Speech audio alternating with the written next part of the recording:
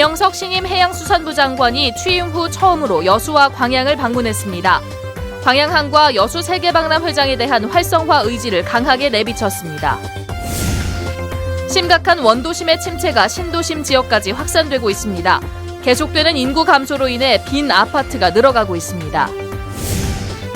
뇌물수수 혐의로 검찰에 긴급 체포된 전남지방경찰청 김모 총경에 대한 구속영장이 이르면 오늘 밤에 청구됩니다. 김 총경은 그러나 혐의를 강하게 부인하고 있는 것으로 알려졌습니다.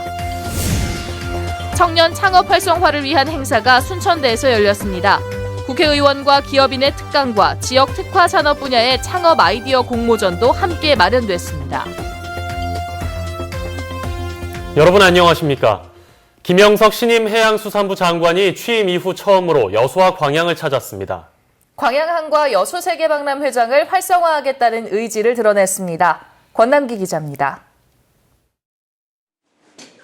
김영석 장관은 먼저 광양항을 활성화하기 위한 종합 대책을 마련하고 있으며 올해 안에 발표할 예정이라고 밝혔습니다. 투포트라는 단어에 신경 쓰기보단 해양과 관련한 산업을 놀고 있는 항만 부지 등에 유치하겠다고 말했는데 이는 컨테이너 물량 경쟁에 뛰어들기보단 원자재와 철강 제품 등 비컨테이너 물량을 통한 부가가치 창출에 더욱 집중하겠다는 의미로 풀이됩니다. 엄청난 부지가 새로운 신산업의 입지로서 자리 잡아가고 있죠. 자동차 환적 허브로서 여러 가지 지금 선석 운용을 잘 한다면 여수세계박람회장 사후 활용에 대해선 우선 청소년 해양교육원 건립을 약속했습니다. 또 현재 박람회장 민간 공모에 선정된 업체와 230억 원 규모의 투자 협약을 진행 중이며 임대 여건을 완화한 뒤 올해 안에 박람회장 추가 사업자 공모에 나설 것이라고 말했습니다. 매우 이렇게 중요한 첫걸음이라고 생각을 하고 저희 정부는 끊임없이 고민을 할 겁니다. 김 장관은 거문도 항로에 대해서 최대한 빠른 시일 내에 추가 선박을 투입하겠으며 특정 해역의 암초 제거와 낙포부두 재개발 사업도 추진하겠다고 밝혔습니다. MBC 뉴스 권남기입니다. 해양수산부는 올해 여수세계박람회장 입장객이 오는 21일 300만 명을 돌파할 것으로 예상됨에 따라 이날 박람회장 비고와 아쿠아리움 등 7개 주요 관람시설의 입장료를 50% 할인한다고 밝혔습니다. 올해 여수세계박람회장 입장객은 지난해보다 40% 정도 늘어난 310만 명 수준이 될 것으로 전망됩니다. 심각한 원도심의 침체는 대부분의 지자체가 겪고 있는 문제입니다. 그런데 순천에서는 기존의 신도심 지역에서도 인구가 지속적으로 줄면서 공동화 현상이 확산되고 있습니다. 보도에 문형철 기자입니다. 690세대 규모의 한 임대아파트 단지. 불과 2년 전만 해도 입주 대기 인원이 100명 이상 됐지만 지금은 썰렁한 분위기만 감돕니다. 기존에 살고 있던 사람들까지 신대나 오천지구 등 인근 신규 택지단지로 빠져나갔기 때문입니다. 주민들이 많이 살고 있었는데 대학을 진학하면서 모두 좀 떠나고 있습니다. 순천의 신도심이라고 불리던 연양, 금당, 왕지지구의 아파트 공가율은 현재 11.5%. 특히 임대아파트는 20%를 웃돌 만큼 공동화 현상이 두드러집니다. 이 아파트의 경우 10집 가운데 무려 3집 정도가 이렇게 비어있는 상태로 남아 있습니다. 임대료나 보증금은 매년 법정 상한선까지 꼬박꼬박 오르는 반면 주거 환경은 갈수록 열악해지는 게 주된 이유입니다.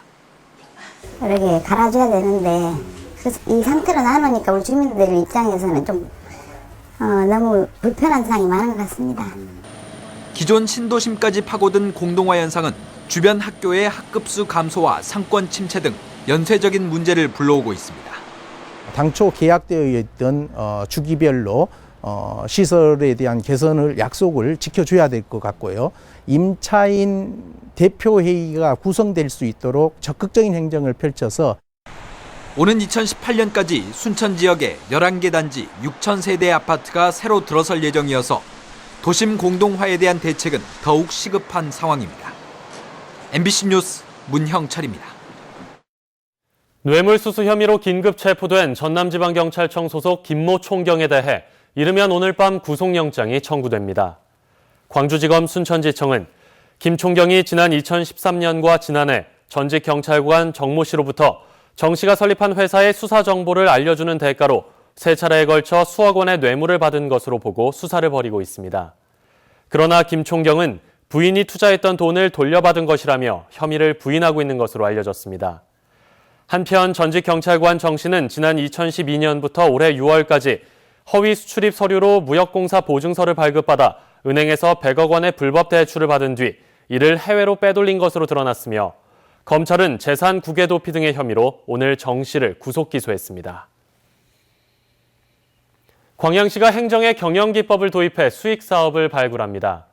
광양시는 국고 보조금의 경우 중앙부처의 통제가 수반돼 지역 현안 사업 추진에 한계가 있다고 보고 사경제를 침해하지 않고 공공성과 경제성을 동시에 가진 경영 수익 사업을 발굴해 나가기로 했습니다.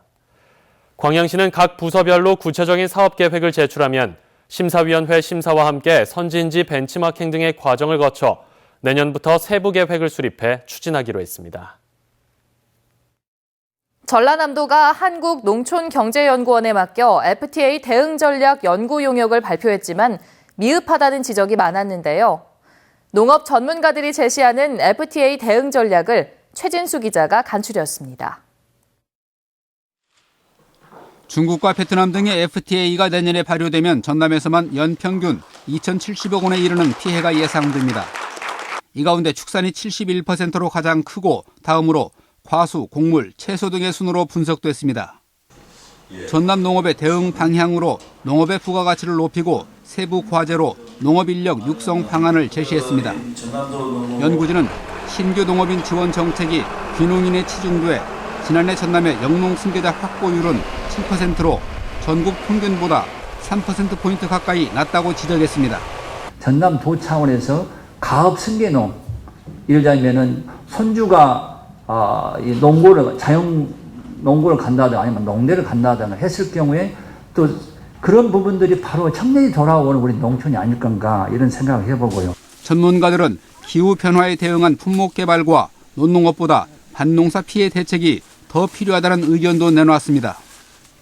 특히 중국은 1억 명 이상이 고품질 농산물 소비층이라며 전남 농산물의 디자인과 브랜드 개발이 절실하다고 강조했습니다.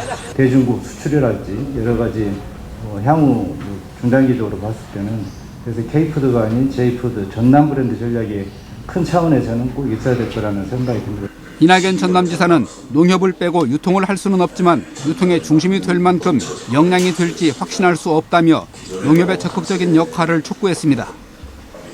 MBC 뉴스 최진수입니다. 이낙연 전남지사가 시정연설에서 내년도 도정 운영 방향을 제시했습니다. 이낙연 전라남도지사는 도의회 제300회 정례회 2차 본회의에서 내년도 도정 운영 방향으로 청년 일자리 창출 확대와 친환경 수출 농업 기반 확충, 저출산 고령화 대책을 강화하겠다고 밝혔습니다. 또 내년도 예산안 제출 규모는 올해 당초 예산보다 2,483억 원 늘어난 6조 5,303억 원으로 이 가운데 일반 회계는 5조 6,507억 원, 특별 회계는 8,796억 원입니다. 전라남도와 여수시가 세계박람회 사후 활용 방안의 하나로 기상청 산하기구인 국립기상기후과학관의 여수 유치를 추진합니다. 새정치민주연합 김성곤 의원은 국회 기후변화 포럼 활동으로 구축된 인적 네트워크와 정보를 바탕으로 여수시의 기상기후과학관의 유치와 관련 국비 확보를 권고했으며 전라남도에도 이를 역점 사업으로 추진할 것을 당부했다고 밝혔습니다. 김 의원은 또 기상기후과학관 대상지로는 세계박람회장 내 부지가 유력하고 지상 2층, 지하 2층의 탄소 제로 건축물을 전액 국비 150억 원을 들여 건립할 계획이라고 덧붙였습니다. 최근 3년 사이에 전남대와 조선대 입학 경쟁이 치열해졌습니다.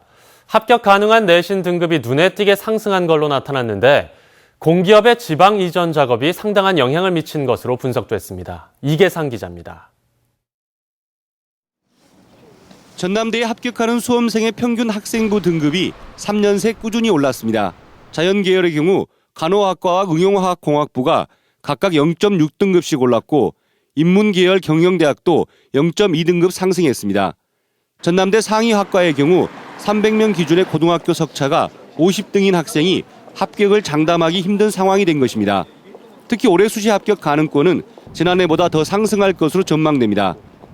올해 같은 경우는 2번 지원할 수 있기 때문에 더 경쟁률이 늘고 그다음에 점수도 더 높이 올라갈 것으로 그렇게 예상하고 있습니다. 조선대 역시 최근 3년 사이 비슷한 폭으로 합격자 평균이 상승한 것으로 집계됐습니다.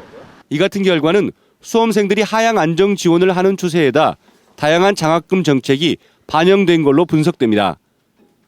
또한 빛가람 혁신도시로 공기업들이 이전해온 이후 지방대 졸업 후 가산점 혜택을 받고 공기업에 도전하겠다는 학생들이 많아진 것도 중요 요인이라는 게 진학 교사들의 설명입니다.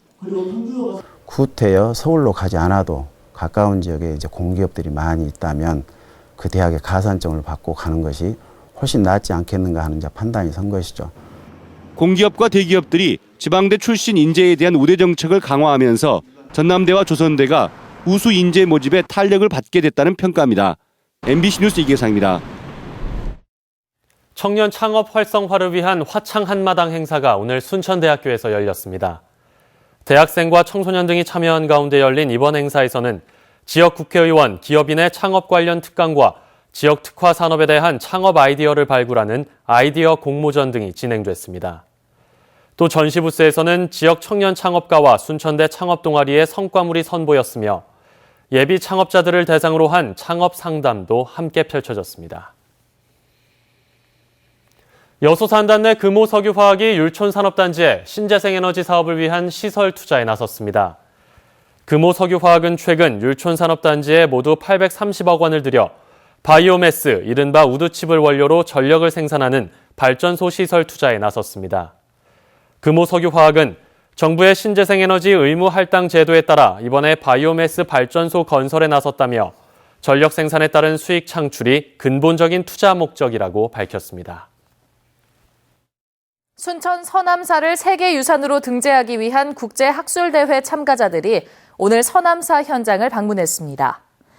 순천 서남사 등 국내 7개 전통사찰을 한국의 전통산사로 묶어 2018년 유네스코 세계유산 등재가 추진되고 있는 가운데 오늘 관계자들이 해남 대흥사와 순천 서남사를 답사했습니다.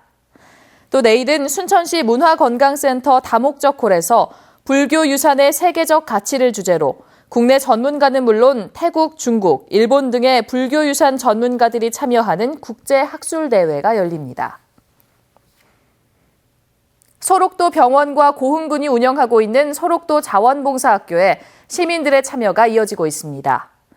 고흥군은 어제 소록도 병원에서 80여 명의 자원봉사자가 참여한 가운데 2015년 가을 학기 자원봉사학교를 열고 심폐소생술 강의 등 소양교육과 함께 한센인 주거환경 개선 활동을 펼쳤다고 밝혔습니다.